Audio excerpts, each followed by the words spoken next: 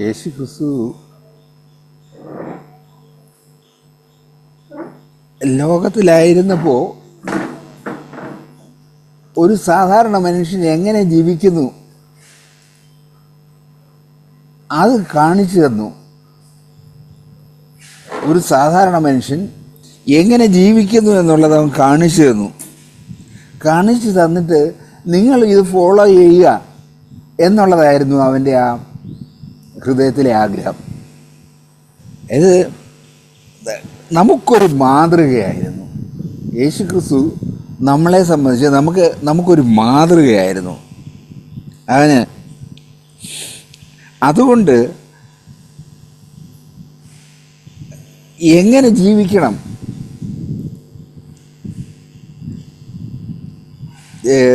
അന്നല്ല ഇന്നും ലോകത്തിലുള്ളവർക്ക് എങ്ങനെ ജീവിക്കണമെന്നുള്ളതിന് ഒരു വെളിപ്പാടില്ല, ഒരു നിശ്ചയമില്ല. അതിന് പകരം നിങ്ങൾ ഇന്ന പോലെ ജീവിക്കുക, ഞാൻ ജീവിക്കുന്നത് പോലെ ജീവിക്കുക എന്ന രീതിയിൽ അവനൊരു മാതൃക നമുക്ക് കാണിച്ചു തന്നിട്ടാണ് പോയത്. അവൻ പറയുന്നത്, ഇപ്പോൾ പിതാവേ, ലോകം ഉണ്ടാകും മുമ്പേ എനിക്ക്, 5-ാമത്തെ വാക്യം, ലോകം ഉണ്ടാകും മുമ്പേ എനിക്ക് നിൻ്റെ അടുക്കൽ ഉണ്ടായിരുന്ന മഹത്വത്തിൽ എന്നെ നിൻ്റെ അടുക്കൽ മഹത്വപ്പെടുത്തണമേ. 6-ാം വാക്യം, നീ ലോകത്തിൽ എനിക്ക് തന്നിട്ടുള്ള മനുഷ്യർക്ക് ഞാൻ നിൻ്റെ നാമം വെളിപ്പെടുത്തിയിരിക്കുന്നു. നീ എനിക്ക് തന്നിരിക്കുന്നു, ലോകത്തിൽ കുറച്ച് മനുഷ്യരെ നീ എനിക്ക് തന്നിരിക്കുന്നു, അവർക്ക് ഞാൻ നിൻ്റെ നാമം ഞാൻ അവർക്ക് വെളിപ്പെടുത്തിയിരിക്കുന്നു. അവർ നിനക്കുള്ളവരായിരുന്നു, നീ അവരെ എനിക്ക് തന്നു, അവർ നിൻ്റെ വചനം പ്രമാണിച്ചുമിരിക്കുന്നു. പിതാവാം ദൈവത്തിൻ്റെ വചനം പ്രമാണിക്കുന്നവർ വളരെ കുറവാണ്, പക്ഷെ അവർ പ്രമാണിച്ചുമിരിക്കുന്നു. നീ എനിക്ക് തന്നത് എല്ലാം നിൻ്റെ പക്കൽ നിന്നാകുന്നു എന്ന് അവർ ഇപ്പോൾ അറിഞ്ഞുമിരിക്കുന്നു. നീ എനിക്ക് തന്ന വചനം ഞാൻ അവർക്ക് കൊടുത്തു. പിതാവാം ദൈവം പുത്രന് വചനം കൊടുത്ത് അവൻ്റെ സ്വന്തത്തിൽ നിന്ന് എടുത്തല്ല അവൻ കാര്യങ്ങൾ സംസാരിച്ചത്. പിതാവാം ദൈവം അവന് കൊടുക്കുകയായിരുന്നു. നീ എനിക്ക് തന്ന വചനം ഞാൻ അവർക്ക് കൊടുത്തു, അവർ അത് കൈക്കൊണ്ടു, അവരത് സ്വീകരിച്ചു. ഞാൻ നിന്റെ അടുക്കൽ നിന്ന് വന്നിരിക്കുന്നു എന്ന് സത്യമായിട്ട് അറിഞ്ഞിരിക്കുന്നു. സ്വർഗത്തിൽ നിറഞ്ഞു വന്നവനാണെന്ന് അവർ അറിഞ്ഞുമിരിക്കുന്നു. അങ്ങനെ ആ അറിഞ്ഞിരിക്കുന്ന ആ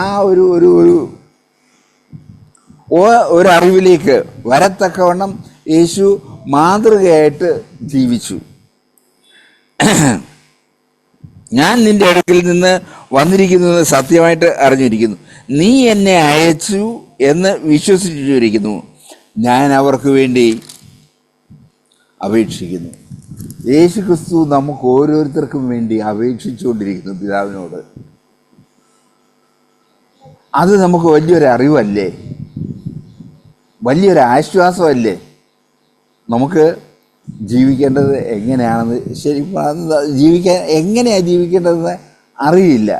പക്ഷേ ദൈവം നമ്മളെ ആ ഒരു കാര്യത്തിലേക്ക്, അല്ലെങ്കിൽ യേശു ക്രിസ്തു ഒരു മാതൃക കാണിച്ചിട്ട് ആ കാര്യത്തിലേക്ക് നമ്മളെ കൊണ്ടുവന്നിരിക്കുന്നു. ആ ഒരു ആശ്വാസമാണ് നമുക്കുള്ളത്.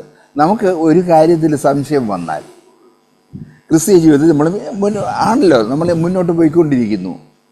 ഒരു കാര്യത്തിൽ സംശയം വന്നാൽ നമ്മൾ എന്ത് ചെയ്യും? നമുക്ക് ചെയ്യാവുന്നത് യേശുവിനെ നോക്കുക.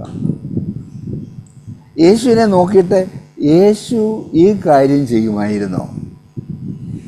യേശു ഈ കാര്യം ചെയ്യുമായിരുന്നെങ്കിൽ നമുക്കും ചെയ്യാം. അപ്പോൾ അത് കണ്ടുപിടിക്കുക. ആ യേശുവിൻ്റെ ജീവൻ നമുക്ക് മനസ്സിലായാൽ ഈ ലോകത്ത് ജീവിക്കാൻ എളുപ്പമായി. യേശു ഈ ലോകത്തിലെ ഈ കാര്യത്തിൽ അവൻ അത് ചെയ്യുമായിരുന്നു, അല്ലെങ്കിൽ അവൻ അത് ചെയ്യുകയില്ലായിരുന്നു, അല്ലെങ്കിൽ അവന് അതിനെപ്പറ്റി വേറൊരു വ്യൂ ഉണ്ടായിരുന്നു, അവൻ അതാ ചെയ്തത്. അപ്പോൾ നമുക്കും ആ വേറൊരു വ്യൂ നമുക്ക് ഏറ്റെടുക്കാനായിട്ട് കഴിയും. അങ്ങനെയുള്ളൊരു ജീവിതത്തിൽ നമ്മളായിരിക്കണം. നമുക്കറിയത്തില്ല നമ്മുടെ ഇടത്തും വലത്തും ഉള്ളവർ ജീവിക്കുന്ന മാതൃക നോക്കിയല്ല നമ്മൾ ജീവിക്കേണ്ടത്. നമുക്കൊരു മാതൃക അവൻ തന്നു. യേശുക്രിസ്തു നമുക്കൊരു മാതൃക തന്നു. ആ മാതൃക പ്രകാരം ജീവിക്കാനാണ് നമ്മളെക്കുറിച്ച് കർത്താവ് ആഗ്രഹിക്കുന്നത്. അതുകൊണ്ടാണ് നമ്മളെന്താണ് ക്രിസ്ത്യാനി എന്നുള്ള പേരല്ലേ എടുത്തേ, ക്രിസ്തുവിനെ, യേശു ക്രിസ്തുവിനെ അനുഗമിക്കുന്നത്. ആ പേരിൽ നിന്ന് തന്നെ നമ്മൾ എങ്ങനെ ആയിരിക്കണം ഈ ലോകത്ത് ജീവിക്കേണ്ടത് എന്ന് നമുക്ക് അറിയാൻ പറ്റും. അങ്ങനെ വളരെ ക്ലിയറായിട്ടാണ് നമ്മളെ ആക്കി വച്ചിരിക്കുന്നത്. പക്ഷേ പലരെ സംബന്ധിച്ചും ആ കാര്യങ്ങളൊന്നും ചെയ്യാനോ അറിയാനോ പോകാതെ സ്വന്തം താല്പര്യത്തിൽ ജീവിക്കുന്നു. അത് വേറൊരു കാര്യം. അതല്ല, നമ്മൾ ഈ യേശുവിനെ അറിയണം. ഈ യേശു ജീവിച്ചത് എങ്ങനെയാണെന്നുള്ളത് അറിയണം. നമുക്ക് മാതൃകയായിട്ട് ഈ യേശുവാണ്. അതുകൊണ്ട് ഒരു കാര്യം നമ്മുടെ മുമ്പിൽ വന്നാൽ യേശു ആയിരുന്നെങ്കിൽ ഈ കാര്യം ചെയ്യുമോ എന്നുള്ളതാണ് നമ്മുടെ ചോദ്യം. എന്നിട്ട് യേശു ആയിരുന്നെങ്കിൽ ചെയ്യുമായിരുന്നെങ്കിൽ എനിക്കും ചെയ്യാം, നമുക്ക് ഫ്രീഡമായി. യേശു ആ കാര്യം അതുപോലെ അല്ല ചെയ്യുന്നത്, വേറൊരു രീതിയിലാണെങ്കിൽ നിശ്ചയമായിട്ടും നമുക്ക് ആ യേശു ചെയ്യുന്ന പോലെ ചെയ്യാം. അപ്പം നമുക്ക് എല്ലാത്തിലും യേശു നമുക്കൊരു മാതൃകയാണ്. എല്ലാ കാര്യങ്ങളിലും യേശു നമുക്കൊരു മാതൃകയാണ്. ആ മാതൃക അപ്പോൾ നമ്മൾ ആസ് ക്രിസ്ത്യാനി എന്നുള്ള രീതിയിൽ നമ്മൾ ഈ യേശുവിനെ എപ്പോഴും പഠിച്ചുകൊണ്ടിരിക്കണം. ദൈനംദിന ജീവിതത്തിൽ നമുക്ക് ഓരോ പ്രയാസങ്ങൾ, ഓരോ കാര്യങ്ങൾ വന്നുകൊണ്ടിരിക്കുക. ചിലത് പുതുതായിട്ട് ഓരോ കാര്യങ്ങൾ വന്നുകൊണ്ടിരിക്കുകയാണ്. അവിടെ ഈ യേശുവിൻ്റെ മാതൃകയാണ് നമ്മൾ ഫോളോ ചെയ്യാനുള്ളത്. അപ്പോൾ നിശ്ചയമായിട്ടും നമ്മൾ അത് പഠിച്ച് യേശുവിൻ്റെ ആ ജീവൻ പഠിച്ചിട്ട് അതിനെ ഫോളോ ചെയ്യാനായിട്ട് നമ്മൾ മുന്നോട്ട് പോകണം. അങ്ങനെ ആകുമ്പോൾ നമുക്ക് ഈ ലോകത്ത് ജീവിക്കുന്നതിന് ഒരു പ്രയാസവും ഉണ്ടാകുകയില്ല. ഇവിടെ 6-ാമത്തെ വാക്യത്തിൽ അവൻ പറയുന്നല്ലോ, നീ ലോകത്തിൽ നിന്ന് എനിക്ക് തന്നിട്ടുള്ള മനുഷ്യർക്ക് ഞാൻ നിന്റെ നാമം വെളിപ്പെടുത്തിയിരിക്കുന്നു. പിതാവാം ദൈവം എന്നുള്ള ആ നാമം, സൃഷ്ടാവെന്നുള്ള ആ നാമം, ലോകത്തിൻ്റെ ഭരണകർത്താവ് എന്നുള്ള ആ നാമം, ഈ നാമം നമ്മൾ അറിയുന്നില്ലെങ്കിൽ നമുക്ക് പ്രയാസം ഉണ്ടാകും. എങ്ങനെ മുന്നോട്ട് പോകാനൊക്കും? അങ്ങനെ അവനെ നമ്മൾ അറിഞ്ഞു കഴിയുമ്പോൾ നമുക്ക് തീരുമാനങ്ങൾ എടുക്കുവാനും, നമ്മുടെ ഇടത്തും വലത്തും ഉള്ളവരെ വേറെ തീരുമാനങ്ങൾ എടുത്ത് അവർ പോകുന്നത് അവരെ ഫോളോ ചെയ്യാനല്ല. നമുക്ക് എളുപ്പം അതാണ്. എൻ്റെ ഇടത്ത് വശത്തുള്ള, എൻ്റെ തെക്ക് വശത്തുള്ള വീട്ടിലെ ആളും അല്ലെങ്കിൽ വടക്ക് വശത്തുള്ള വീട്ടിലെ ആളും ഈ കാര്യത്തിൽ എന്ത് ചെയ്തു, എന്നിട്ട് അതനുസരിച്ച് നമ്മളും പ്രവർത്തിച്ച് പോകാനുള്ള സാധ്യതയുണ്ട്. അതാണ് എളുപ്പം. എന്നാൽ നമുക്ക് ഒരു ഉദാഹരണം നമുക്ക് തന്നിരിക്കുന്നു. നമുക്ക് ഒരു മുന്നോടിയെ തന്നിരിക്കുന്നു. അതുകൊണ്ട് അവനെ നോക്കി വേണം നമ്മൾ തീരുമാനങ്ങൾ എടുക്കാൻ. അവനെ നോക്കി നമ്മൾ തീരുമാനങ്ങൾ എടുക്കുകയാണെങ്കിൽ ദൈവത്തിൻ്റെ ഇഷ്ടം ചെയ്യുന്നവരായിരിക്കും നമ്മൾ. ദൈവത്തിൻ്റെ ഇഷ്ടം ചെയ്യുന്നവരായിരിക്കും. അങ്ങനെ ദൈവത്തിൻ്റെ ഇഷ്ടം ചെയ്ത് നമ്മൾ ഓരോ ദിവസവും മുന്നോട്ട് പോകാൻ ഇടയായാൽ നമ്മുടെ ജീവിതം ഏറ്റവും സന്തോഷപൂർണ്ണമായിരിക്കും. അവിടെ ഒരിക്കലും നമുക്ക് ദുഃഖിക്കേണ്ടി വരത്തില്ല. അങ്ങനെ ആ കർത്താവ് പോയ ആ ചുവട്ടടി അത് വെച്ചുകൊണ്ട് നമുക്ക് മുന്നോട്ട് പോകാനായിട്ട് നമ്മൾ ഉത്സാഹിക്കാം. അതിനായിട്ട് ഞാൻ എൻ്റെ സഹോദരന്മാരെ ഉത്സാഹിപ്പിക്കുന്നു. യേശുവിനെ നോക്കുക. നമുക്കൊരു സംശയം വരുമ്പം യേശുവിനെ നോക്കുക. ഇത് മാത്രമേ ഉള്ളൂ. യേശു ആയിരുന്നെങ്കിൽ ഈ കാര്യം ചെയ്യുമോ എന്നുള്ളത് നോക്കുക. യേശു ചെയ്യുമായിരുന്നെങ്കിൽ നിശ്ചയമായിട്ടും എനിക്കത് ചെയ്യാം, അതിനുള്ള ഫ്രീഡം ഉണ്ട്. യേശു അത് ചെയ്തിരുന്നില്ലെങ്കിൽ എനിക്കത് ചെയ്യാനൊക്കത്തില്ല. അതുകൊണ്ട് അത് ചെയ്യാനുള്ള ഫ്രീഡം ഞാൻ എടുക്കുന്നില്ല. അങ്ങനെ നമ്മൾ ഓരോ ദിവസവും നമുക്ക് ദൈനംദിന ജീവിതം നടത്തുന്ന ഒരു പ്രയാസവും നമുക്കുണ്ടാകത്തില്ല. ഓരോ ദിവസവും നമുക്ക് മുന്നോട്ട് പോകാനായിട്ട് കഴിയും. അതിന് നമുക്ക് ഓരോരുത്തർക്കും ഇടയാകട്ടെ. ദൈവം നമ്മളെ ഓരോരുത്തരെ അനുഗ്രഹിക്കട്ടെ. ഞാൻ ഈ കഴിഞ്ഞ ചൊവ്വാഴ്ചയും നമ്മൾ ഈ ഒരു വാക്യം വായിക്കുന്ന സമയത്ത് എൻ്റെ മനസ്സിൽ കൂടെ പോയ ഒരു കാര്യം സന്ദീപ് ഷെയർ ചെയ്ത് പറഞ്ഞതിൻ്റെ ഒന്നാമത്തെ വാക്യത്തിൽ തന്നെ യേശു അവിടെ പറഞ്ഞു തുടങ്ങുന്നത്, സ്വർഗത്തിലേക്ക് നോക്കി പറഞ്ഞത് എന്തെന്നാൽ പിതാവേ പിതാവേ എന്ന് പറഞ്ഞ യേശു തുടങ്ങുന്നത്. അപ്പം അതിൻ്റെ താഴെ നമ്മൾ വായിച്ച വാക്യം ഏകസത്യമായ ദൈവമായ നിന്നെയും നീ അയച്ചിരിക്കുന്ന ക്രിസ്തുവിനെയും അറിയുന്നത് തന്നെ നിത്യജീവനാവും. നമ്മളത് കേട്ട പോലെ നമ്മൾ യേശു ഈ ഒരു കാര്യം പുതുതായിട്ട് യഹൂദന്മാർക്കും പിന്നെ നമ്മൾക്കും ഒരിക്കലും പരിചയമില്ലാത്തൊരു കാര്യമായിരുന്നു, ദൈവം പിതാവായിട്ടുണ്ടോ എന്നുള്ളൊരു കാര്യം. അതായിരുന്നു എൻ്റെ വ്യക്തിപരമായ ജീവിതത്തിലും ദൈവം എന്നോട് കഴിഞ്ഞ ആഴ്ച ഒരു സാഹചര്യത്തിൻ്റെ മുന്നിൽ നിരാശനായിട്ട് ചില കാര്യത്തിൻ്റെ മുന്നിൽ നിരാശനായ സമയത്ത് ദൈവം എന്നോട് ഈ ഒരു കാര്യം പറയുന്നതായിട്ട് എനിക്ക് മനസ്സിലായി. ദൈവം നിൻ്റെ പിതാവാണ്. അതുകൊണ്ട് എന്താണ് കഴിഞ്ഞ യേശു ദൈവത്തെ കൂടാതെ ജീവിച്ച സമയത്ത് ഇവർ ഓർഫൻ ആയിരുന്നു. നമ്മൾ അറിയാം, നമ്മൾ ഒത്തിരി കുഞ്ഞുങ്ങളെ വഴി കാണുന്നു. നമ്മൾ കേട്ടിട്ടുള്ള പോലെ അവരെ ആരെയും നമ്മൾ കൺട്രോൾ ചെയ്യത്തില്ല. കാര്യം അതൊന്നും നമ്മുടെ കുഞ്ഞുങ്ങളല്ല. നമ്മുടെ വീട്ടിൽ നമ്മുടെ കുഞ്ഞുണ്ടെങ്കിൽ അവനെ നമ്മൾ കൺട്രോൾ ചെയ്യും. എന്തുകൊണ്ടാണെന്ന് ചോദിച്ചു കഴിഞ്ഞാൽ അവൻ നിൻ്റെ മകനാണ്. അല്ലെങ്കിൽ എന്ന് പറഞ്ഞ പോലെ തന്നെ ദൈവത്തിൻ്റെ പുത്രനായി തീരുന്നത് ഒരു സൈഡിൽ നമുക്കൊരു പിതാവ് ഉണ്ടാകുക എന്ന് പറയുന്നത് അത് ഏറ്റവും ആശ്വാസവും സമാധാനമുള്ളൊരു കാര്യമാണ്. അതിൻ്റെ മറ്റേ വശം എന്താണ്? ദൈവം നമ്മളെ ഡിസിപ്ലിൻ ചെയ്യുന്നു, ദൈവം നമ്മളെ കൺട്രോൾ ചെയ്യുന്നു എന്നുള്ളൊരു കാര്യമാണ്. അതെന്തിനാന്ന് ചോദിച്ചാൽ നമ്മൾ വായിച്ചിട്ടുള്ള പോലെ ദൈവം നമ്മളെ കൺട്രോൾ ചെയ്യുന്നത്, ദൈവത്തിൻ്റെ പുത്രത്വം നമ്മൾ എന്തിനാന്ന് ചോദിച്ചാൽ ദൈവം നമ്മുടെ ദൈവത്തിൻ്റെ വിശുദ്ധിയിൽ നമ്മൾ വളരാനായിട്ട് ദൈവം നമ്മളെ ആ ഒരു കാര്യം ദൈവത്തിൻ്റെ വിശുദ്ധിയിലേക്ക് നമ്മളെ കൊണ്ടുവരിക എന്നുള്ള ആ ഒരു ഡിസിപ്ലിനും ആ ഒരു ശിക്ഷണവും ഇതിൻ്റെ ഇത് കാര്യമായിട്ടുണ്ട്. അപ്പം ദൈവത്തെ ഈ നിലയിൽ ഒരു പിതാവായി കണ്ട് ജീവിക്കുമ്പോൾ നമുക്കുണ്ടാകുന്ന സമാധാനവും ആശ്വാസവും അത് വളരെയാണ്. എനിക്ക് എൻ്റെ ആ ഒരു പ്രത്യേക സാഹചര്യത്തിൽ എന്നെ ഒത്തിരി ധൈര്യപ്പെടുത്തിയൊരു കാര്യമാണ്. ഈ ഒരു കാര്യത്തിൽ കൂടെ കടന്നു പോകുമ്പോഴും ദൈവം നിൻ്റെ പിതാവ് തന്നെയാണ്.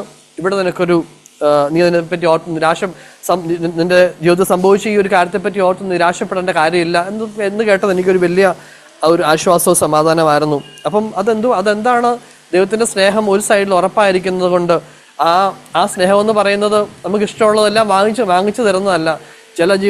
ചില സാഹചര്യങ്ങളിൽ നമ്മൾ കേട്ടോണ്ടിരുന്ന പോലെ നമ്മുടെ ഇഷ്ടങ്ങൾ ഇങ്ങനെ ഒരു കയറില്ലാത്ത ഒരു കുതിരയെ പോലെ ഇങ്ങനെ ചാടി നടക്കുന്ന സമയത്ത് അവിടെയെല്ലാം ഓരോ ക്ലിപ്പുകൾ അവിടെയെല്ലാം ദൈവത്തിൻ്റെ ഹിതം അവിടെ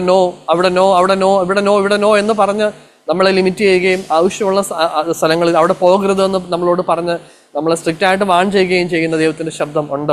അതാണ് ദൈവത്തെ ഒരു പിതാവായി അറിയുക എന്ന് പറയുന്നത്. ഞാൻ അപ്രകാരം ഒരു ജീവിതം ചെയ്യാനായിട്ട് ദൈവം ആഗ്രഹിക്കും. ദൈവം തരുന്ന ആ ഒരു വലിയ അഷുറൻസിൽ ദൈവത്തെ പിതാവായി കൂടുതൽ അറിഞ്ഞുകൊണ്ട് ജീവിക്കാൻ ആഗ്രഹിക്കും. നമ്മൾ വീണ്ടും കേട്ട പോലെ നമ്മളെക്കുറിച്ചുള്ള ദൈവത്തിൻ്റെ ഇഷ്ടം അറിഞ്ഞ് അത് ചെയ്തുകൊണ്ടിരിക്കുക വഴിയാണ് നമ്മൾ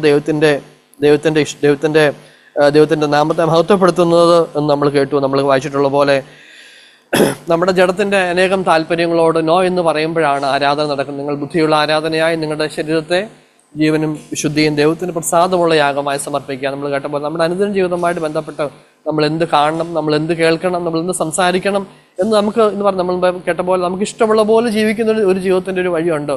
അവിടെയെല്ലാം ഇതല്ല ദൈവത്തിൻ്റെ ഇഷ്ടം. ദൈവത്തിൻ്റെ ആത്മാവ് നമ്മളോട് സംസാരിക്കുമ്പം നീ ഇത് കണ്ടത് മതി, അല്ലെങ്കിൽ നിനക്കിത് നിന്നെ ഇത് കാണാൻ ഉദ്ദേശിച്ചിട്ടില്ല. ഇപ്പം ജഗബർ പറഞ്ഞ പോലെ ലോകത്തിൻ്റെ നമ്മുടെ ഇപ്പുറത്തിരിക്കുന്ന ആളുകൾ കേൾക്കുന്ന ഒത്തിരി കാര്യങ്ങൾ, നമ്മുടെ ഇരിക്കുന്ന കാര്യങ്ങൾ അവർ സിമ്പിളായിട്ട് കുഴപ്പമില്ല, ഇത് കേട്ടാലും കുഴപ്പമില്ല എന്ന് പറഞ്ഞ് നിഗ്ലക്റ്റ് ചെയ്യുന്ന തള്ളിക്കളയുന്ന കാര്യങ്ങളെ കേൾക്കാൻ ഒരു ദൈവവേദനായിരിക്കും നിനക്ക് അധികാരമില്ല. എന്തുകൊണ്ടോ നിനക്കൊരു പിതാവുണ്ട്, അത് നിന്നെ കൺട്രോൾ ചെയ്യുന്നു എന്നുള്ള ഒരു കാര്യം നമ്മുടെ ഉള്ളിൽ മനസ്സിലാക്കുമ്പോൾ നമുക്ക് വ്യത്യസ്തമായ ഒരു ജീവിതം ചെയ്യാനായിട്ട് കഴിയും. അങ്ങനെയാണ് നമ്മൾ ഓരോരുത്തരും യേശുവിൻ്റെ ലൈറ്റായിട്ട്, യേശുവിൻ്റെ ഒരു പ്രകാശമായിട്ട് ശോഭിക്കുന്നത്. ദൈവം നമ്മെ എല്ലാവരെയും സഹായിക്കട്ടെ. കർത്താവിൻ്റെ നാമം വാഴ്ത്തപ്പെടുമാറാകട്ടെ. കേൾപ്പിച്ച ദൈവാലോചനയ്ക്കായി നന്ദി പറയുന്നു.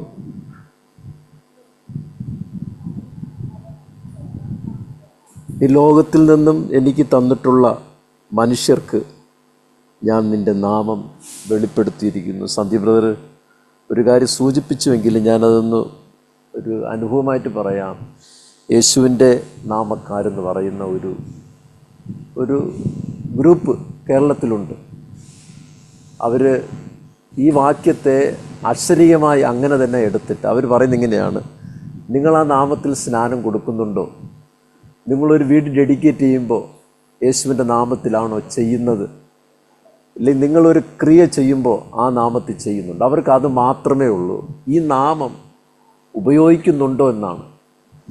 എന്നാൽ യഥാർത്ഥത്തിൽ എന്ന് കേട്ടതുപോലെ നാമം എന്ന് പറയുന്നത് ആ നാമത്തെ പ്രതിദാനം ചെയ്യുന്ന ദൈവത്തിൻ്റെ സ്വഭാവം, ആ ദൈവത്തിൻ്റെ സ്വഭാവത്തെ യേശു വെളിപ്പെടുത്തി. ആ യേശുവാണ് നമുക്ക് മാതൃക. അതാണ് ജേക്കബ് പറഞ്ഞത്.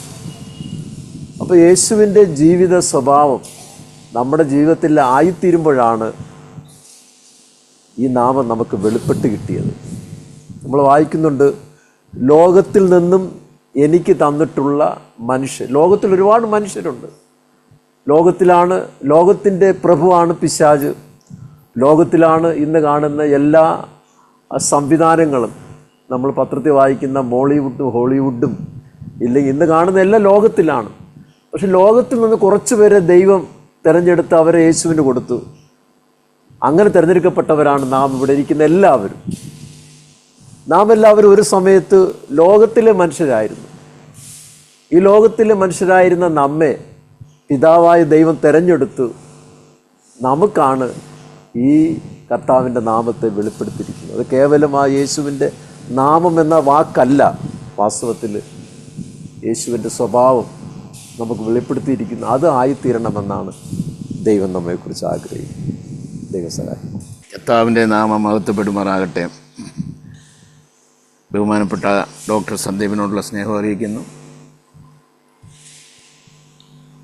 ഇന്ന് യോഹന്നാൻ്റെ സുവിശേഷം 17-ാം അധ്യായത്തിലെ ചില വാക്യങ്ങളെ ഉദ്ധരിച്ച് കർത്താവിൻ്റെ ദാസൻ ഇവിടെ പ്രസംഗിച്ചപ്പോൾ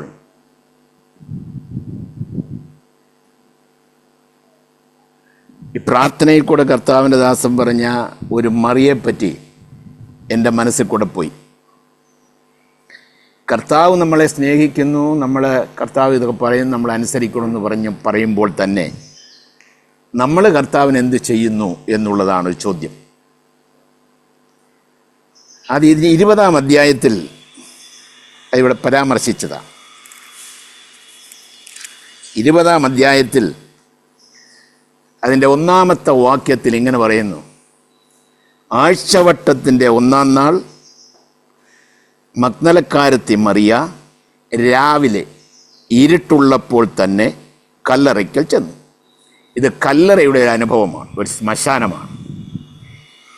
ഈ ശ്മശാനത്ത് ഒരു ചെറുപ്പക്കാരി, ഒരു സുന്ദരിയായ ചെറുപ്പക്കാരി, അതിന് രാവിലെ ഇരുട്ടുള്ളപ്പോൾ ഒരു ശ്മശാനത്തിൽ പോകുവാൻ തക്കവണ്ണം അവിടെ ഹൃദയത്തിൽ കർത്താവിനോടുള്ള സ്നേഹം കണ്ട.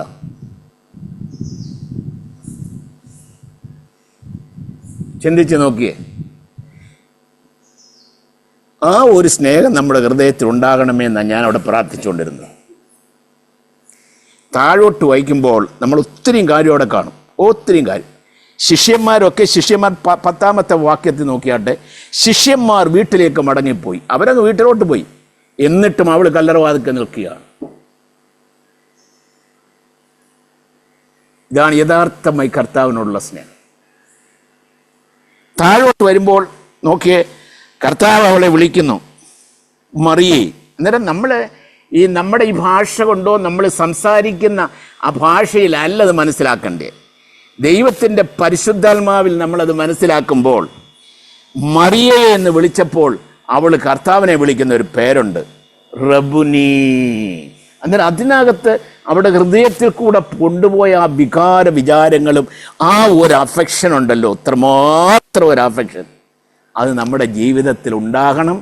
അതിനാഗ്രഹിക്കണം, അതിന് പ്രാർത്ഥിക്കണമെന്ന് ഞാൻ ദൈവത്തോട് പ്രാർത്ഥിച്ചു കൊണ്ടിരിക്കുകയായി. ഇതേ ഉള്ളൂ ഈ സമൂഹത്തിൽ എനിക്ക് പറയാനുള്ള എൻ്റെ ഒരു ജീവിതത്തിൻ്റെ സാക്ഷ്യം. Thank you. ദൈവത്തിന് സ്തോത്രം. കർത്താവിന് കൽപ്പിച്ച വചനങ്ങൾക്കായിട്ട് ഞാൻ ദൈവത്തെ സ്തുതിക്കുന്നു. ഇവിടെ ഇത് കേൾക്കുമ്പോഴെല്ലാം നമ്മൾ കഴിഞ്ഞ 15 ഇങ്ങോട്ട് 16, 15 ഈ അധ്യായങ്ങളിലെല്ലാം കണ്ടത് കർത്താവിൻ്റെ തൻ്റെ ശിഷ്യന്മാരോടുള്ള കരുതലും സ്നേഹവുമാണ്. കാരണം അവർ നഷ്ടപ്പെട്ടു പോകരുതെന്ന് കർത്താവിന് ആഗ്രഹമുണ്ട്. കർത്താവ് പോയി കഴിഞ്ഞാൽ ഇവർക്ക് നേരിടേണ്ടി വരുന്ന കാര്യങ്ങളെയൊക്കെ ഓർത്തിട്ട് അവരെ പറഞ്ഞ് ഉറപ്പിക്കുന്നതാണ് നമ്മൾ 16 വരെ കണ്ടത്. അതിൻ്റെ അവസാനത്തിലാണ് ലോകത്തിൽ നിങ്ങൾക്ക് കഷ്ടമുണ്ടെങ്കിലും ധൈര്യപ്പെടുവീൻ, ഞാൻ ലോകത്തെ ജയിച്ചിരിക്കുന്നു. കാരണം കർത്താവിനറിയാം കർത്താവ് പോയി കഴിഞ്ഞ് ഇവർ ഇനി അങ്ങ് സുഖിക്കാൻ പോവുകയല്ല, ഇവർ കഷ്ടതയിലൂടെ കടന്നു പോകാൻ പോവുക, ഉപദ്രവങ്ങളിലൂടെ കടന്നു പോകാൻ പോവുകയാണെന്ന് കർത്താവിനറിയാമായിരുന്നു. അത് എന്തു വേണ്ടിയാണെന്ന് അപ്പോസ്തല പ്രവൃത്തിയൊക്കെ വായിക്കുമ്പം നമ്മളത് മനസ്സിലാക്കുന്നുണ്ട്. അപ്പോൾ ആ സമയത്തൊന്നും ഇവരുടെ വിശ്വാസം നഷ്ടപ്പെട്ടു പോയ കർത്താവ് വന്നത് തന്നെ കർത്താവ് സ്വർഗത്തിലെ സകല മഹിമയും വെടിഞ്ഞ് ഈ ഭൂമിയിലേക്ക് കേവലം ഒരു മനുഷ്യനായി വന്നു. ഒരു മനുഷ്യന് ലഭിക്കേണ്ട നീതി പോലും ലഭിക്കാതെ ഇവിടെ ജീവിച്ചു, മരിച്ച് അടക്കപ്പെട്ട് ഉയർത്തെഴുന്നേറ്റ് പിതാവിൻ്റെ വലതുഭാഗത്ത് ഇരിക്കുകയാണിപ്പോഴും. അപ്പോൾ ആ സമയത്ത് ഈ ശിഷ്യന്മാർ വിശ്വാസം നഷ്ടപ്പെട്ടു പോയാൽ അത് പോകാതിരിക്കാൻ വേണ്ടി കർത്താവ് അങ്ങനെ പോകാതിരിക്കാൻ അവർക്ക് പരിശുദ്ധാത്മാവിനെ കർത്താവ് പിന്നെ അയക്കുന്നുണ്ട്. എന്നാൽ അതുവരെ ഇവർ ഉറച്ചു നിൽക്കാൻ കർത്താവ് ഇവരോട് ഇത്രയെല്ലാം പറഞ്ഞതിന് ശേഷം 17-ാം അധ്യായത്തിൽ കർത്താവ് അവർക്ക് വേണ്ടി പ്രാർത്ഥിക്കുകയും കൂടെ, ഉറക്കെ പ്രാർത്ഥിക്കുക, അവരോട് കേൾക്കാൻ, അവർക്കൊരു ധൈര്യം വരാൻ. അതുകൊണ്ട് മുമ്പേ ജോച്ചാൻ പറഞ്ഞ പോലെ നമ്മളെ ഈ മറ്റുള്ളവരിൽ നിന്ന്, ലോകത്തിൽ നിന്ന് വിളിച്ച് വേർതിരിച്ച് ഇവിടെ ആക്കിയിരിക്കുമ്പം നമുക്ക് വേണ്ടി പക്ഷപാതം ചെയ്യുന്നൊരു കർത്താവ് ഇന്ന് ജീവിക്കുന്നു. അതുകൊണ്ട് ആ കർത്താവ് എനിക്ക് വേണ്ടി പ്രാർത്ഥിച്ചുകൊണ്ടിരിക്കുന്നത് കൊണ്ട് ഏത് ശോധനയുടെ മധ്യത്തിലും, അത് നാഗൽ സാഹിബ് ഒരു പാട്ടി പറയുന്ന പോലെ, വല്ലൊരു മുറിവേൽക്കയിൽ നശിക്കയില്ല ഞാൻ, തൻ ശത്രുവിൻ്റെ കൈകളിൽ ഏൽപ്പിക്കയില്ല താൻ. ജീവിതത്തിൽ പല പ്രയാസങ്ങളും പ്രതിസന്ധികളും വരും. അയ്യോ ഞാൻ ഇത്രയായിട്ടും ഇങ്ങനെയൊക്കെ ആയുള്ളല്ലോ എന്ന് തോന്നുന്ന അവസരങ്ങളൊക്കെ വരും. പക്ഷെ അവിടെ നിന്നും നിരാശപ്പെട്ടു പോകാതെ അടുത്ത നിമിഷം തന്നെ പരിശുദ്ധാത്മാവ് വന്ന് ഉറപ്പിക്കുകയും ആശ്വസിപ്പിക്കുകയും ചെയ്യുന്നത് ഞാൻ അനുഭവിക്കുന്നുണ്ട്. ഞാൻ ദൈവത്തിന് സ്തോത്രം ചെയ്യുന്നു.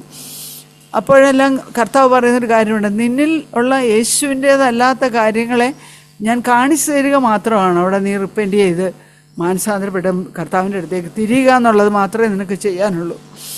അതുകൊണ്ട് ഈ കർത്താവിൻ്റെ കരുതലിനെ ഓർത്ത് ഞാൻ ദൈവത്തെ സ്തുതിക്കുന്നു. വാസ്തവത്തിൽ ഈ കർത്താവ് എന്തിനാ വന്നത്? കർത്താവ് ഈ ഭൂമിയിലേക്ക് വന്നത് നമ്മൾ റോമർക്ക് എഴുതിയ ലേഖനത്തിൽ വായിക്കുന്നുണ്ട്. റോമർ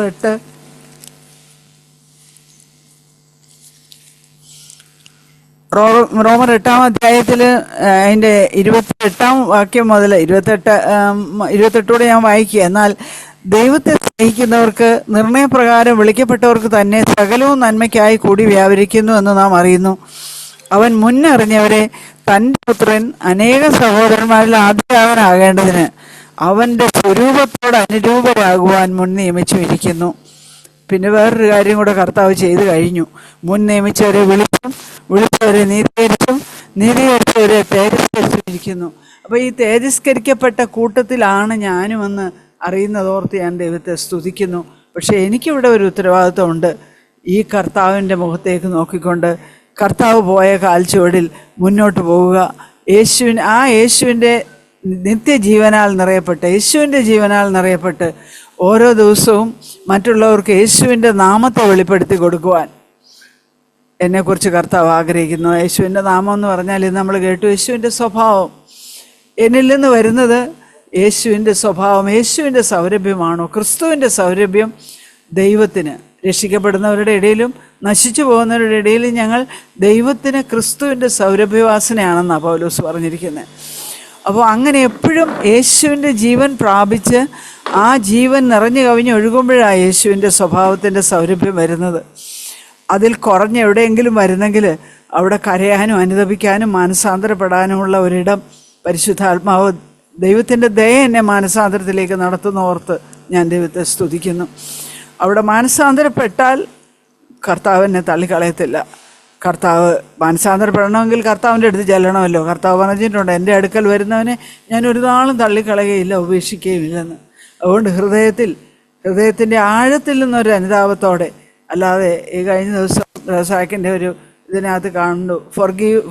ക്ഷമ ചോദിക്കുന്നതും മാനസാന്തരപ്പെടുന്നതും രണ്ടും രണ്ടാന്ന്.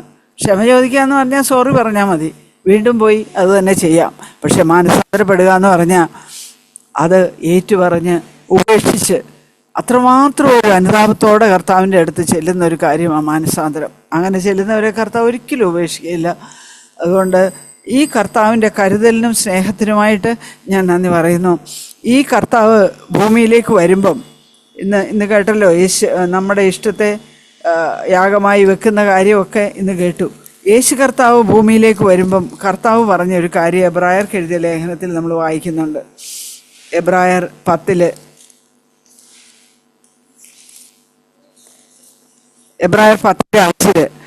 ആകയാൽ ലോകത്തിൽ വരുമ്പോൾ എന്ന് പറഞ്ഞാൽ കർത്താവ് സ്വർഗത്തിൽ നിന്ന് ലോകത്തിലേക്ക് വരുമ്പോൾ കർത്താവ് പറഞ്ഞ ഒരു കാര്യമായി പറഞ്ഞേക്കുന്നത്.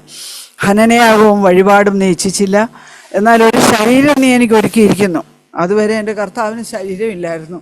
പിതാവിനോടും പരിശുദ്ധാത്മാവിനോടും ചേർന്ന് ആത്മാവായിട്ട് തൃത്വം മൂന്നും ഒരുമിച്ചിരുന്ന ഒരു ദൈവമായിരുന്നു കർത്താവ്. ആ കർത്താവ് ലോകത്തിലേക്ക് വന്നപ്പോൾ പറയാണ്, നീ എനിക്കൊരു ശരീരം ഒരുക്കിയിരിക്കുന്നു. എന്തിനാ ഈ ശരീരം ഒരുക്കിയേ? നീ ആവശ്യപ്പെടുമ്പോഴെല്ലാം ഈ ശരീരത്തെ യാഗപീഠത്തിൽ വെക്കണം, അത് ഒരു യാഗമായി അർപ്പിക്കണം. കാരണം പറയുന്നത് ഹനനയാഗവും വഴിപാടും നീ ഇച്ഛിച്ചില്ല. അത് പഴയ നിയമത്തിൽ കഴിച്ച യാഗങ്ങളൊന്നും ഇനിയും കർത്താവിന് പിതാവിന് വേണ്ട. പിതാവിന് ഇനി എൻ്റെ ശേഷം, യേശുവിൻ്റെ ശേഷം ഉള്ളവർ ചെയ്യേണ്ട കാര്യം ശരീരത്തെ, എനിക്കും കർത്താവ് ഒരു ശരീരം തന്നിട്ടുണ്ട്. എല്ലാ വിശ്വാസികൾക്കും ഓരോ ശരീരം കൊടുത്തിട്ടുണ്ട്. ഇന്ന് കേട്ടതുപോലെ യേശുവിൻ്റെ ജീവൻ, യേശുവിൻ്റെ സൗരഭ്യം, യേശുവിൻ്റെ സ്വഭാവം വെളിപ്പെടുത്തണമെങ്കിൽ എൻ്റെ ഈ ശരീരം എന്ന് പറഞ്ഞാൽ എൻ്റെ ജഡത്തെ യാഗമായി ഓരോ സമയത്തും അർപ്പിക്കേണ്ട ഒരു ആവശ്യമുണ്ട്. കർത്താവ് അതാ പറയുന്നത്, എനിക്കൊരു ശരീരം ഒരുക്കിയിരിക്കുന്നു, സർവാംഗ ഹോമങ്ങളിലും പാവയാഗങ്ങളിലും നീ സാധിച്ചില്ല. അപ്പോൾ ഞാൻ പറഞ്ഞു, ഇതാ ഞാൻ വരുന്നു, പുസ്തകച്ചുരുളിൽ എന്നെക്കുറിച്ച് എഴുതിയിരിക്കുന്നു, ദൈവമേ നിൻ്റെ ഇഷ്ടം ചെയ്യുവാൻ ഞാൻ വരുന്നു എന്ന് അവൻ പറഞ്ഞു. അപ്പോൾ നിൻ്റെ ഇഷ്ടം ചെയ്യണമെങ്കിൽ എൻ്റെ ഇഷ്ടത്തെ യാഗപീഠത്തിൽ വെക്കണമെന്ന് യേശുവിന് അറിയാമായിരുന്നു. അതാ ക്രൂശിൻ്റെ വഴി. ആ വഴിയല്ലാതെ വേറെ വഴിയൊന്നുമില്ല. കർത്താവിൻ്റെ അടുത്ത് പോകണമെങ്കിൽ, കർത്താവിൻ്റെ കൂടെ ആയിരിക്കണമെങ്കിൽ, കർത്താവിൻ്റെ സ്വഭാവത്തെ വെളിപ്പെടണമെങ്കിൽ ഉള്ള ഒരേ ഒരു വഴി ക്രൂശിൻ്റെ വഴിയാണ്. അതാ കർത്താവ് പറഞ്ഞത്, ഇടുക്കുവാത്. കർത്താവിനോട് ചോദിച്ചു, സ്വർഗരാജ്യത്തിൽ കടക്കുന്നവർ ചുരുക്കമോ എന്ന്. അപ്പോൾ കർത്താവ് ഉത്തരവായിട്ട് പറഞ്ഞത്, ഇടുക്കുവാതിലൂടെ അകത്ത് കടപ്പാൻ ഉത്സാഹിപ്പീൻ. അനേകർ ശ്രമിക്കുമെങ്കിലും കടക്കുന്നവർ വളരെ ചുരുക്കമാണ്. അപ്പോൾ ആ കടക്കുന്ന വളരെ എപ്പോഴും ഇടുക്കുവാതിലും കഴിഞ്ഞ് വഴി ഞെരുക്കമാണ്. അങ്ങോട്ട് പോകുന്നത് ഞെരുക്കമുള്ള വഴിയാണ്, ഈസി അല്ല. അതുകൊണ്ട് ആ വഴിയിലൂടെ കടക്കാൻ കർത്താവ് എനിക്ക് വേണ്ടി പ്രാർത്ഥിച്ചുകൊണ്ടിരിപ്പുണ്ട്. പക്ഷേ ഞാൻ ജാഗ്രതയോടെ ഉണർന്നിരിപ്പീൻ. കഴിഞ്ഞ ഞായറാഴ്ച കേട്ടതുപോലെ ഉണർന്നിരിപ്പീൻ. ആ ദിവസം നിങ്ങൾക്ക് കെണി പോലെ വരാതിരിപ്പാൻ ഉണർന്നും പ്രാർത്ഥിച്ചു കൊണ്ടിരിപ്പീൻ. ഈ ഭൂമിയിലെ പല കാര്യങ്ങൾ എന്നെ തിരിച്ചു വിളിക്കാൻ, പുറകോട്ട് തിരിക്കാനായിട്ടുണ്ട്.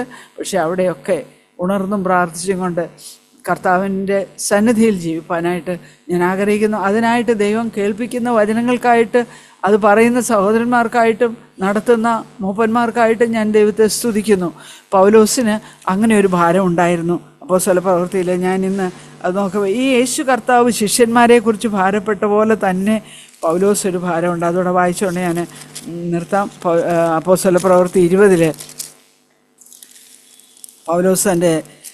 പൗലോസ് മൂപ്പന്മാരോട് പറയുന്ന ഒരു കാര്യമാണിത്. അതിൻ്റെ ഞാൻ താഴെയുള്ളത് വായിക്കുന്നത് മറ്റേത് മനസ്സിലാക്കാൻ വേണ്ടിയാണ്. 32-ാം വാക്യമാണ് എനിക്ക് പറയാനുള്ളത്. അവിടെ പൗലോസ് മൂപ്പന്മാരോട് പറയുന്നത്, നിങ്ങളെ തന്നെയും തൻ്റെ സ്വന്തം രക്തത്താൽ സമ്പാദിച്ചിരിക്കുന്ന ദൈവത്തിൻ്റെ സഭയെ മേയ്പ്പാൻ പരിശുദ്ധാത്മാവ് നിങ്ങളെ അധ്യക്ഷയാക്കി വെച്ച ആട്ടിൻകൂട്ടം മുഴുവനെയും സൂക്ഷിച്ചുകൊള്ളുവീൻ. ഞാൻ പോയ ശേഷം ആട്ടിൻകൂട്ടത്തെ ആദരിക്കാത്ത കൊടിയ ചെന്നായ്ക്കൾ നിങ്ങളുടെ ഇടയിൽ കടക്കും എന്ന് ഞാൻ അറിയുന്നു. അപ്പോൾ പൗലോസ് എത്രമാത്രം ദുഃഖിച്ചു. ശിഷ്യന്മാരെ തങ്ങളുടെ പിന്നാലെ വലിച്ചു കൊണ്ടുപോകുന്ന അനേകർ ഇനിയും വരുമെന്നാണ് പൗലോസ് അന്ന് പറഞ്ഞത്. ശിഷ്യന്മാരെ തങ്ങളുടെ പിന്നാലെ വലിച്ചു കളവാനായി വിപരീത ഉപദേശം പ്രസ്താവിക്കുന്ന പുരുഷന്മാർ നിങ്ങളുടെ ഇടയിൽ നിന്ന് എഴുന്നേൽക്കും.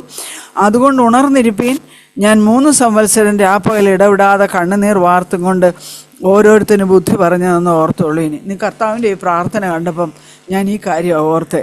എന്നിട്ട് ഇതെല്ലാം കഴിഞ്ഞിട്ട് പൗലോസ് പറയാണ്, നിങ്ങൾക്ക് ആത്മീയ വർധന വരുത്തുവാനും സകല വിശുദ്ധന്മാരോടും കൂടെ അവകാശം തരുവാനും കഴിയുന്ന ദൈവത്തിലും അവൻ്റെ കൃപയുടെ വചനത്തിലും ഞാനിപ്പോൾ നിങ്ങളെ വരമേൽപ്പിക്കുന്നു. മനുഷ്യരെ ഒന്നും ഏൽപ്പിച്ചല്ല പൗലോസ് പോകുന്നത്. എല്ലാം കഴിവുള്ള സർവശക്തൻ്റെ കയ്യിലും വചനത്തിലും ദൈവത്തിൻ്റെ വചനത്തിലും ഞാൻ നിങ്ങളെ ഭരമേൽപ്പിക്കുന്നു. ആത്മീയ വർധന വരുത്തുവാൻ കഴിയുന്ന ദൈവത്തിലും കൃപയുടെ വചനത്തിൽ ഞാൻ നിങ്ങളെ ഭരമേൽപ്പിക്കുന്നു. യേശു കർത്താവും പിതാവിൻ്റെ കയ്യിൽ തുടർന്നുള്ള പ്രാർത്ഥന കേൾക്കുന്ന കർത്താവെ, ഞാൻ പോവുക, ഇവരെ ലോകത്തിൽ നിന്നിവരെ എടുത്തുകൊള്ളണമെന്നല്ല, ഇവരെ ദുഷ്ടനിൽ നിന്ന് ഇവരെ കാത്തുകൊള്ളണമേ.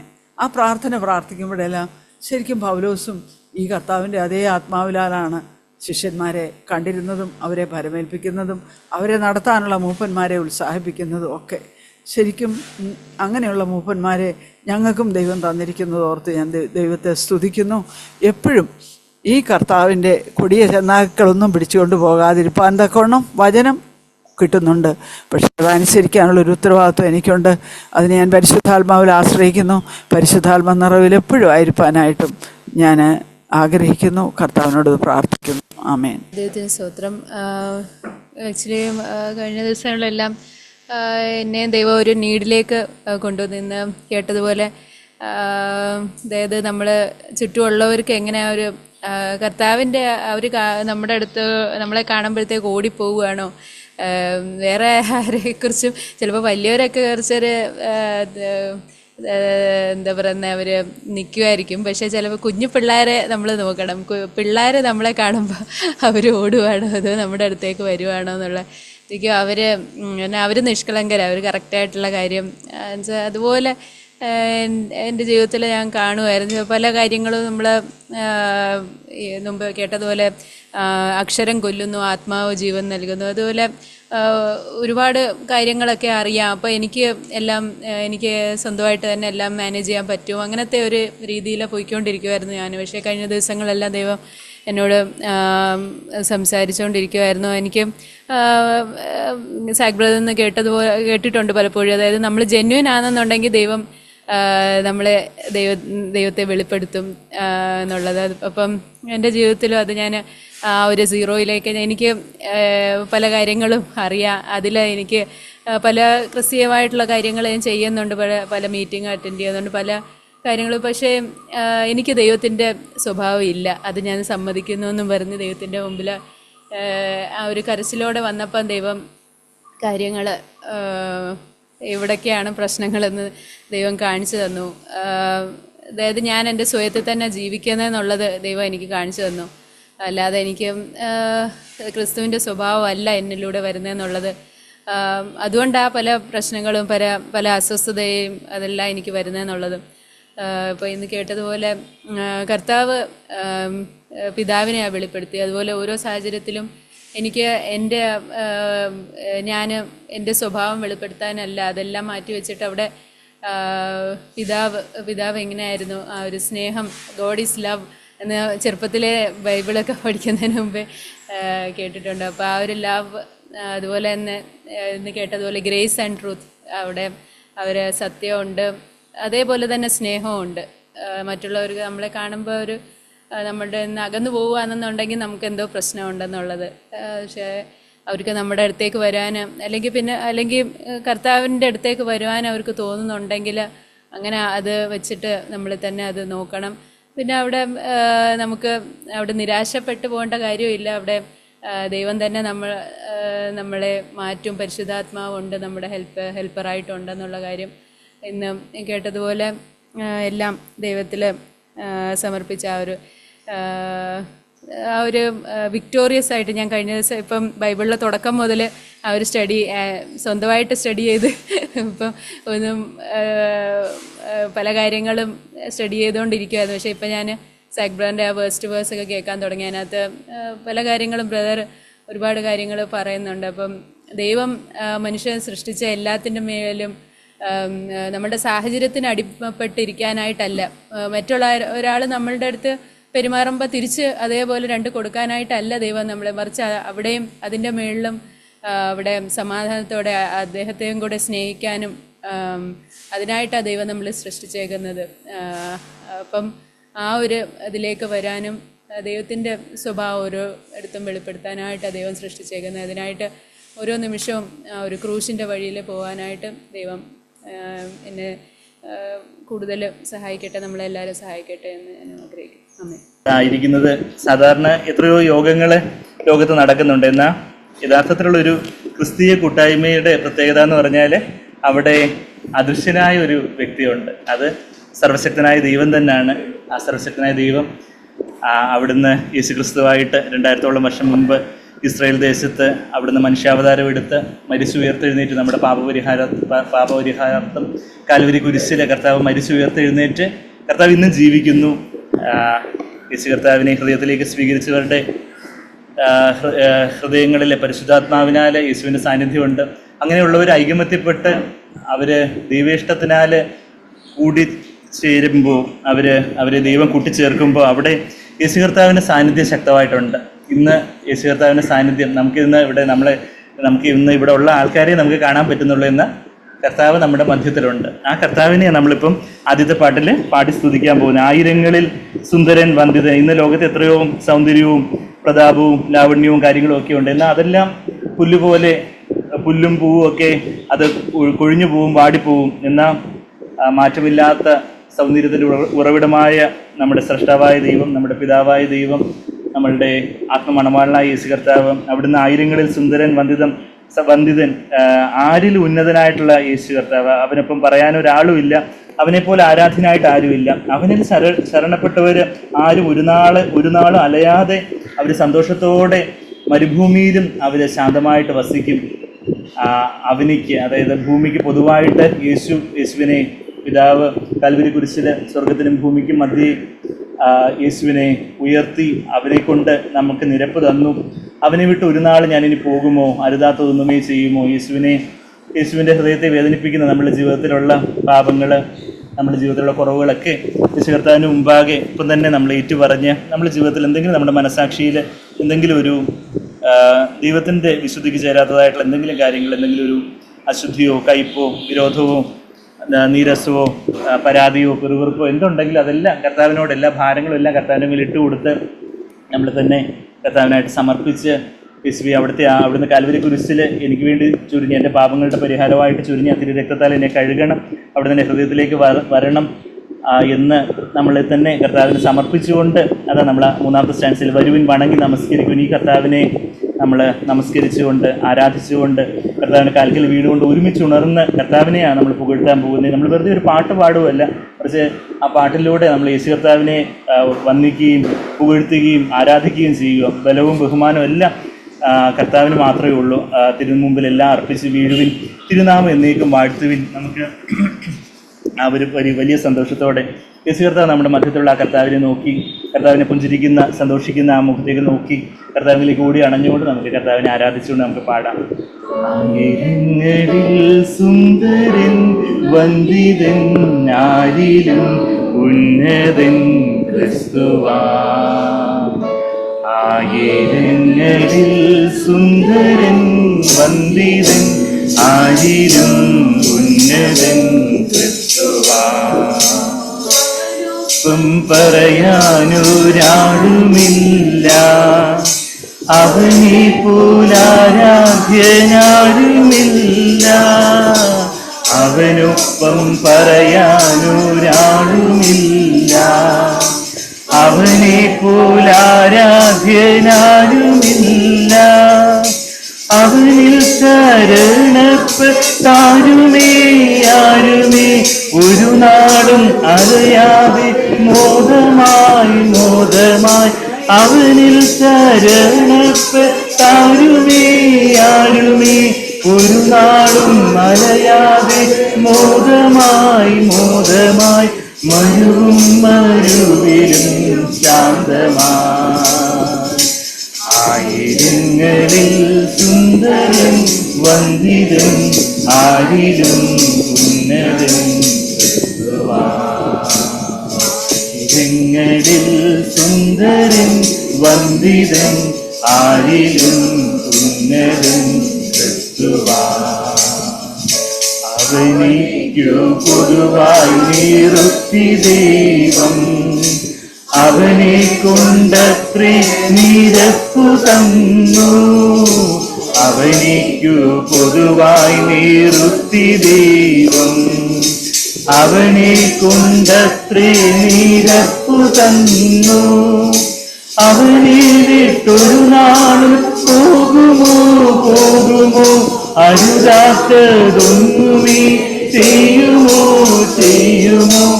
അവനിട്ടൊരു നാളും പോകുമോ അരുതാത്തതൊന്നുമേ ചെയ്യുമോ അവനെയോ സഹിതം ഞാൻ പാടിടും. ആയിരങ്ങളിൽ സുന്ദരൻ വന്ദിതൻ ആയിരം ഉന്നതൻ ക്രിസ്തുവാ. ആയിരങ്ങളിൽ സുന്ദരൻ വന്ദിതൻ ആയിരം ക്രിസ്തുവാ. വരുവിൻ വണങ്ങി നമസ്കരിപ്പിൻ ഒരുമിച്ചുണർന്നു പുകഴ്ത്തിടുവിൻ. വരുവിൻ വണങ്ങി നമസ്കരിപ്പിൻ ഒരുമിച്ചുണർന്നു പുകഴ്ത്തിടുവിൻ.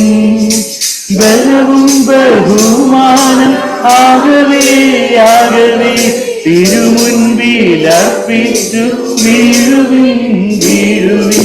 ബലവും ബഹുമാനം ആകവേ തിരുമുൻപിലർപ്പിച്ചു വീഴുവിൻ. തിരുനാമമെന്നേക്കും വാഴ്ത്തുവിൻ. ആയിരങ്ങളിൽ സുന്ദരൻ വന്ദിതൻ ആയിരം ഉന്നതൻ ക്രിസ്തുവാ.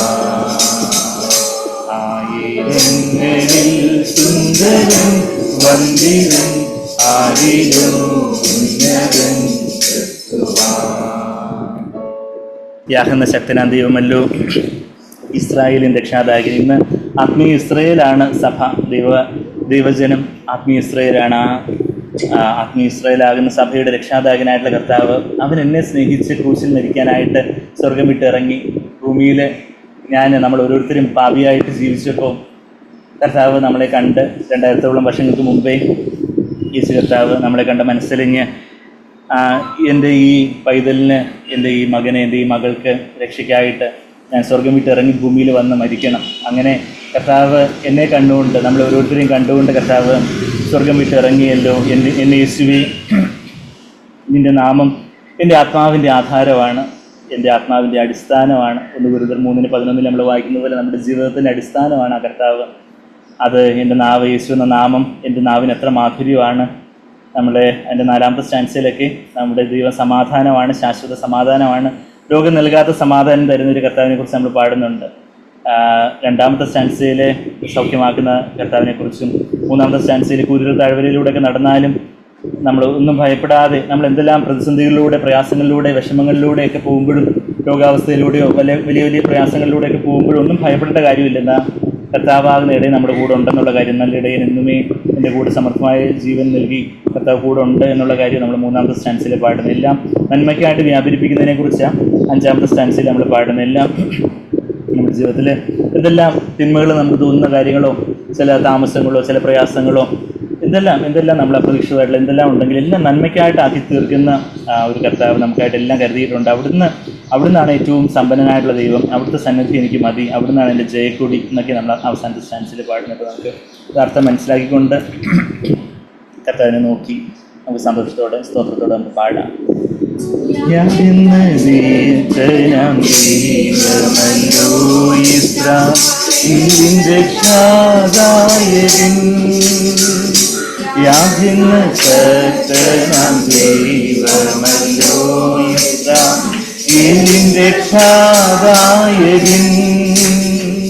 അവൻ എന്നെ സ്നേഹിച്ചു ക്രൂശിൽ മരിപ്പാൻ സ്വർഗം വിട്ടിറങ്ങിയല്ലോ. അവൻ എന്നെ സ്നേഹിച്ചു ക്രൂശിൽ മരിപ്പാൻ സ്വർഗം വിട്ടിറങ്ങിയല്ലോ. യേശുവേ, നിന്റെ നാമമേ എന്റെ ആത്മാവിനാധാരണേ. അതിനാവിനെത്ര മാധുര്യമേ. യേശുവേ, നിന്റെ നാമമേ എന്റെ ആത്മാവിനാധാരമേ. അതെന്നാവിനെത്ര മാധുര്യമേ. ഞാൻ നിന്നെ സൗഖ്യമാക്കുന്നു എന്ന് സ്വന്തം ജനത്തിനരുളിയവൻ. ഞാൻ നിന്നെ സൗഖ്യമാക്കുന്നു എന്ന് സ്വന്തം ജനത്തിനരുളിയവൻ. അടിപ്പിണരുന്നാൽ സൗഖ്യം നൽകിയിടുന്നു എനിക്കും വൈദ്യനപ്രേ. അടിപ്പിണരുകളാൽ സൗഖ്യം നൽകുന്നു എനിക്കും വൈദ്യനപ്രേ. യേശുവേ നിന്റെ നാമമേ എന്റെ ആത്മാവിനാധാരമേ. അതെന്നാവിനെത്ര മാധുര്യമേ. യേശുവേ നിന്റെ നാമമേ എന്റെ ആത്മാവിനാധാരമേ. അതെന്നാവിനെത്ര മാധുര്യമേ. കൂരിരുൾ താഴ്വര നടന്നിരും ദോഷം ഏതുമേ ഭവിക്കയില്ല. കൂരിരുൾ താഴ്വര നടന്നിരും ദോഷം ഏതുമേ ഭവിക്കയില്ല. സമൃദ്ധിയായി ജീവനി നൽകിയിരുന്നു നിന്റെ നല്ലിടയൻ എന്നുമേ. സമൃദ്ധിയായി ജീവനി നൽകിയിരുന്നു നിന്റെ നല്ലിടയൻ എന്നുമേ. യേശുവേ നിന്റെ നാമമേ എന്റെ ആത്മാവിനാധാരമേ. അതെന്നാവിനെത്ര മാധുര്യമേ. യേശുവേ നിന്റെ നാമമേ എന്റെ ആത്മാവിനാധാരമേ. അതെന്നാവിനെത്ര മാധുര്യമേ. നമ്മുടെ ദൈവം സമാധാനമേ. അവൻ ശാശ്വത സമാധാനമേ. നമ്മുടെ ദൈവം സമാധാനമേ. അവൻ ശാശ്വത സമാധാനമേ. ലോകം നൽകാത്ത സമാധാനമേറുമേ അവനിന്റെ സമാധാനമേ. ലോകം നൽകാത്ത സമാധാനമേറുമേ അവനിന്റെ സമാധാനമേ. യേശുവേ നിന്റെ നാമമേ എന്റെ ആത്മാവിനാധാരമേ. അതെന്നാവിനെത്ര മാധുര്യമേ. യേശുവേ നിന്റെ നാമമേ എന്റെ ആത്മാവിനാധാരമേ. അതെന്നാവിനെത്ര മാധുര്യമേ. സകലവും നന്മയ്ക്കായി ചെയ്യുന്നവർ എല്ലാം എനിക്കായി കരുതിയിട്ടുണ്ടേ. സകലവും നന്മയ്ക്കായി ചെയ്യുന്നവർ എല്ലാം എനിക്കായി കരുതിയിട്ടുണ്ടേ. സമ്പന്നനാമവൻ സന്നിധി മതിയേ എനിക്കവൻ ജയക്കൊടിയേ. സമ്പന്നനാമവൻ സന്നിധി മതിയേ എനിക്കവൻ ജയക്കൊടിയേ. യേശുവേ നിന്റെ നാമമേ എന്റെ ആത്മാവിനാധാരമേ. അതെന്നാവിനെത്ര മാധുര്യമേ. യേശുവേ നിന്റെ നാമമേ എന്റെ ആത്മാവിനാധാരമേ. നാവിനെത്ര മാധുര്യമേ. നമുക്ക് സാധാരണ നമ്മൾ കോട്ടേജ് മീറ്റിംഗ്സിൽ ഹോസ്റ്റ് ചെയ്യുന്ന ഫാമിലി സാക്ഷ്യങ്ങളായിട്ടും പാട്ടായിട്ടും ഒക്കെ എന്തെങ്കിലുമൊക്കെ പറയാറുണ്ട്. ഇന്ന് ഒരു സ്പെഷ്യൽ മീറ്റിങ്ങും കൂടെ രാവിലേക്ക് ആയിട്ടുണ്ടായാലും സ്ത്രീകളെയും കുഞ്ഞുങ്ങളും അവർ സാക്ഷ്യവും പാട്ടും ഒക്കെ. കഴിഞ്ഞ ദിവസം ഞാൻ സാക് ബ്രദറിൻ്റെ ഒരു Genesis verse to verse Bible study അത് ഇങ്ങനെ കേൾക്കുമായിരുന്നു. അപ്പം അതിനകത്ത് ജസ്റ്റ് ഒരേ കാര്യം എനിക്ക് ടച്ചിങ് ആയിട്ട് തോന്നി. അതായത് ഇസ്രായേൽ മക്കൾ അവർ ഒത്തിരി പ്രയാസത്തിലൂടെയെല്ലാം അവർ കടന്ന് റെഡ് സീ ഒക്കെ കടന്ന് അവർ അക്കരെ എത്തും. പക്ഷേ അവർ 2 വർഷത്തിനുള്ളിൽ അവർ എന്താ പറയുന്ന സ്വസ്ഥത, അതായത് കാനാൻ ദേശം ദൈവം അവർക്കായിട്ട് ഒരുക്കിയിട്ടുണ്ട്. അപ്പോൾ അതിലേക്ക് പ്രവേശിക്കണമെന്ന് ദൈവം ആഗ്രഹിച്ചിരുന്നു. പക്ഷേ അവർക്ക് 40 വർഷം എടുക്കും. അത് 2 വർഷത്തിന് പകരം 40 വർഷം അവർ അലഞ്ഞിരിഞ്ഞിങ്ങനെ നടക്കും ആ ഒരു.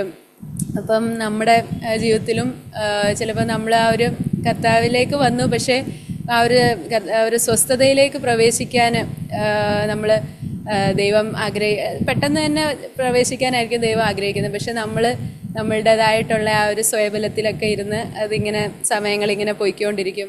അപ്പം ആ ഒരു അതിലേക്ക് പോകാതെ ദൈവം ആഗ്രഹിക്കുന്ന ആ ഒരു റെസ്റ്റിലേക്ക്,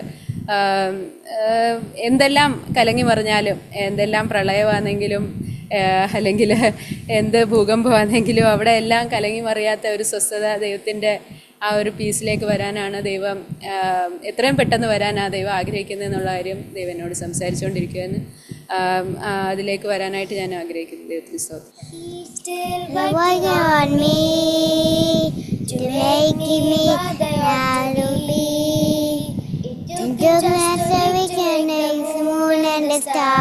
The sun and the earth, Jupiter and Mars, our creation must be, if they're working on me. ഞാൻ സാക്ഷ്യമായിട്ട് പറയുവാണെങ്കിൽ ഇപ്പോൾ ഈ കഴിഞ്ഞ 1 വർഷമായിട്ട് ഞാൻ ഏറ്റവും തിരക്കുണ്ടായിരിക്കേണ്ട സമയമാണ്. എന്ന് വെച്ചാൽ കഴിഞ്ഞ ജൂൺ 3-ാമത്തെ ആഴ്ച, അതായത് 2023 ജൂൺ 21-നോ മറ്റോ ആണെന്ന് തോന്നുന്നു, നമ്മളെ അനിലുമായിട്ട് ചേർന്ന് വീട് പണി തുടങ്ങുന്നത്. അതിന് മുമ്പേ നമ്മൾ പെർമിഷനും കാര്യങ്ങളൊക്കെ എടുത്തു വെച്ചു. ആരെ കോൺട്രാക്റ്റ്, ആരെ ഇത് പണിയാൻ ഏൽപ്പിക്കണം എന്നുള്ള കാര്യങ്ങളൊക്കെ ആയിട്ട് ഒരു വ്യക്തത ഇല്ലാതിരിക്കുന്ന സമയത്താണ് ദൈവം അനിലിനെ കൊണ്ടെത്തിക്കുന്നത്. അപ്പോൾ ഇപ്പോൾ ഒരു 1.25 വർഷമായി അല്ലേ? ജൂൺ കഴിഞ്ഞിട്ടും ജൂലൈ ഓഗസ്റ്റ് അപ്പോൾ ഒരു ഏകദേശം 1.25 വർഷം. സാധാരണ വീട് പണി എന്ന് പറയുമ്പോൾ ഭയങ്കര ടെൻഷനും ഭയങ്കര അലച്ചിലും ഓട്ടവും എല്ലാം ആയിരിക്കേണ്ട ഒരു സമയമാണ്. എന്നാൽ അതെല്ലാം അനിൽ അനുഭവിക്കുന്നത് എന്ന് വെച്ചാൽ ഞാൻ വളരെ സ്വസ്ഥതയോടെ ഇരിക്കാനും ദൈവം എനിക്ക് സഹായിച്ചു. അപ്പോൾ അതുകൊണ്ട് ഇപ്പം ഓരോ കാര്യങ്ങളുമൊക്കെ പലയിടത്തു നിന്നൊക്കെ കൊട്ടേഷനൊക്കെ എടുത്ത് പറ്റിക്കപ്പെടാതെ കാര്യങ്ങളെല്ലാം അതുപോലെ കാര്യങ്ങളെല്ലാം ചെന്ന് നടന്ന് ഇതെല്ലാം അത് ഏറ്റവും ബെസ്റ്റായിട്ട് ഒരു സ്വന്തം സഹോദരന് കാര്യങ്ങളെ ചെയ്തു കൊടുക്കുന്ന അതേ ആത്മാർത്ഥതയോടെയുള്ള ഒരു സഹോദരനെ ദൈവം കൊണ്ടെത്തിച്ചത് കൊണ്ട് ഒരു കോൺഫ്ലിക്ട്സ് ഒന്നും ഇല്ലാതെ, അങ്ങനെ ഒരു കോൺഫ്ലിക്ട്സ് എന്ന് പറഞ്ഞാൽ എന്താ, കോൺഫ്ലിക്ട്സിന് എന്താ മലയാളത്തിൽ പറയുന്നത്, ഒരു വഴക്കോ അല്ലെങ്കിൽ എന്തെങ്കിലും ഒരു വരസലുകളൊന്നും ഇല്ലാതെ കാര്യങ്ങളൊക്കെ ഇത്രയൊക്കെ. ഇപ്പം വീടിൻ്റെ സ്ട്രക്ചർ ഓൾമോസ്റ്റ് കംപ്ലീറ്റ് ആയി. ഇനിയിപ്പോൾ എൻ്റെ ടൈൽസും ഇൻറ്റീരിയറും പിന്നെ പെയിൻറ്റിൻ്റെ ഫൈനൽ കോട്ടിങ്സും ഒക്കെ ഉള്ളത്. അപ്പോൾ അത് ഏകദേശം ഒരു ഡിസംബർ അവസാനത്തോടെ ജനുവരി ആദ്യത്തോടെയൊക്കെ ആകും എന്നൊക്കെയാണ് ഞങ്ങളുടെ പ്രതീക്ഷ. അപ്പോൾ അതിനായിട്ട് നിങ്ങൾ തുടർന്നും ആ കാര്യങ്ങളൊക്കെ പ്രാർത്ഥനയിൽ ഓർക്കുക. ദൈവം കാര്യങ്ങളെല്ലാം കർത്താവിൻ്റെ നാമോത്തത്തിനായിട്ടാക്കി തീർക്കാനൊക്കെ ആയിട്ട്.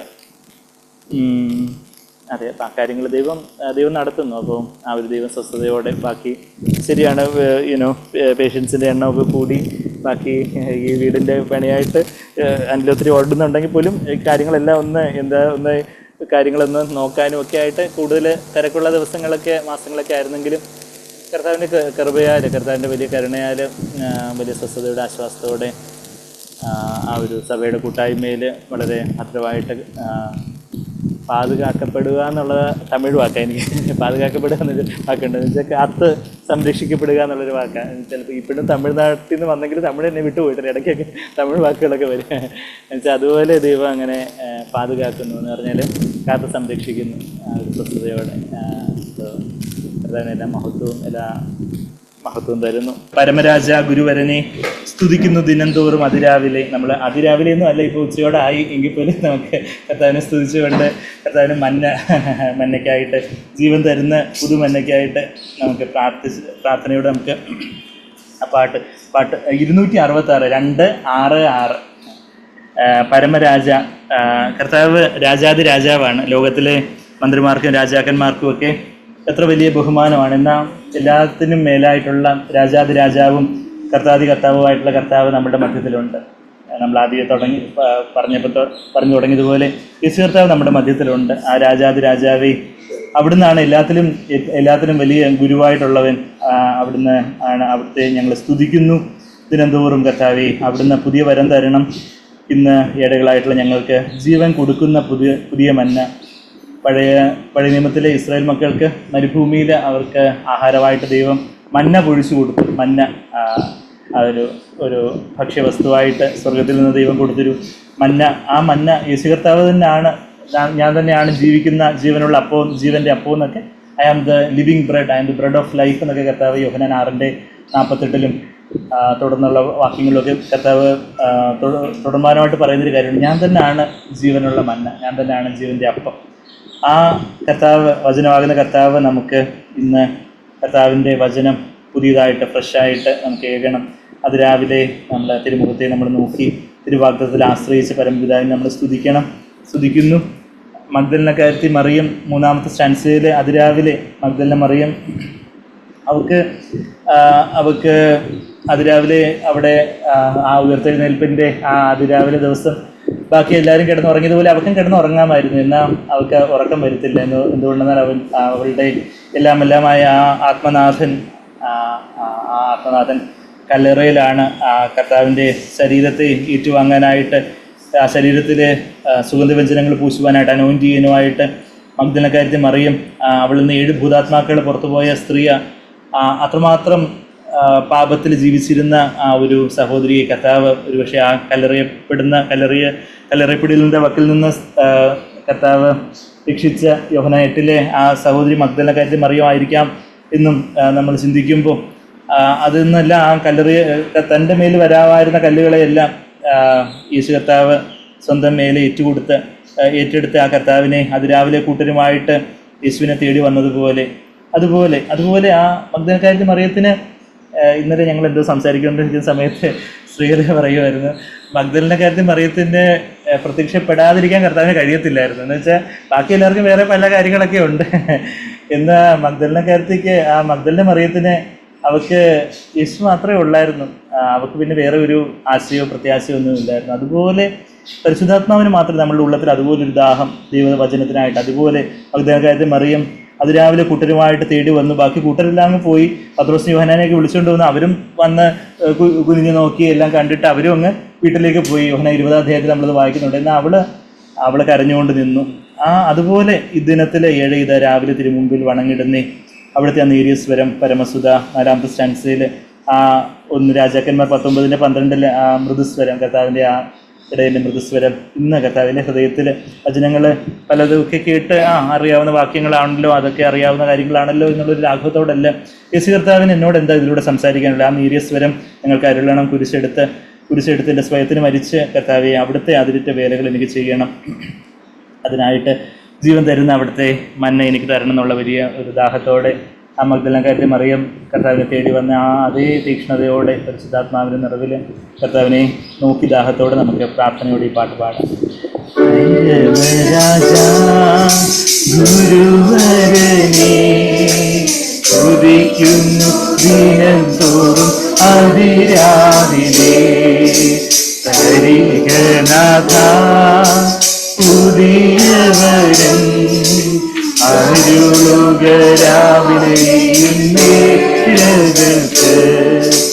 ജീവൻ കൊടുക്കുന്ന പുതിയ മന്ന, ജീവൻ കൊടുക്കുന്ന പുതിയ മന്ന, ഈഴകളാം ഈഴകളാം ഞങ്ങൾ കീഴിടുക. അതിരാവിലെ തിരുമുഖത്തെ നോക്കിടുന്ന ജനം ശോഭിച്ചിടും. തിരുവാഗ്ദത്തത്തിൽ ആശ്രയിച്ച് പരമപിതാവിനെ സ്തുതിച്ചിരുന്നു. ജീവൻ കൊടുക്കുന്ന പുതിയ മഞ്ഞാനിത്യ ജീവൻ കൊടുക്കുന്ന പുതിയ മഞ്ഞ ഈഴകളാം ഞങ്ങൾ കീഴിടുക. ഈഴകളാം ഞങ്ങൾ കീഴിടുക. മക്കൾ മേരി അറിയാവില്ലേ കൂട്ടരുമായി എന്നെ തേടി വന്നു.